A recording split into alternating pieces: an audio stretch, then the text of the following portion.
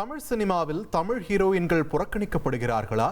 சமூக வலைதளத்தில் எழுந்துள்ள விவாதம் பற்றி என்ன நினைக்கிறீர்கள் என்று கடலூர் மாவட்டம் திட்டக்குடி பகுதி மக்களிடம் எமது செய்தியாளர் அருள் கேட்டதற்கு மக்கள் அளித்த பதில்களை தற்போது பார்க்கலாம்.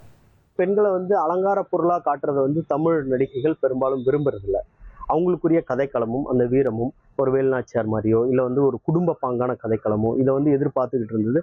முன்னைய காலகட்டங்களை விட இப்போ குறைஞ்சிருக்கிறதுனால தமிழ் நடிகைகளை இயக்குநர்கள் புறக்கணிக்கிறதா நாங்கள் நினைக்கிறோம். வேற்று மாநிலத்திலிருந்து கொண்டு வந்து நடிகைகளை நடிக்க வைக்கிறாங்கன்னா அது மெயின் காரணம் அவங்களுடைய அந்த தோற்றங்கள் கொஞ்சம் அதிகப்படியான கலர் இருப்பாங்க.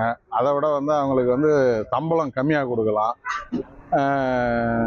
புதுமையாக இருக்கும். புதுசாக பார்க்கும்பொழுது மக்களுக்கு ஒரு ஈர்ப்பு வரும். அதனால் அது செய்கிறாங்க. ஆனால் தமிழ் சினிமாவில் தமிழ் நடிகைகள் நடித்தாக்க இன்னும் சிறப்பாக இருக்கும். கதையை உள்வாங்கி அவங்க நடிக்கிறது நல்லா இருக்கும். தமிழ் சினிமாவில் தமிழ் நடிகைகள்லாம் கருப்பாக இருக்கிறாங்க அப்படின்னு சொல்லி புறக்கணிக்கிறாங்க. தமிழில் இருக்கிறவங்க ஒரு குறிப்பிட்ட லெவல் வரைக்கும் தான் ஃபிக்ஸடாக வச்சுக்கிறாங்க.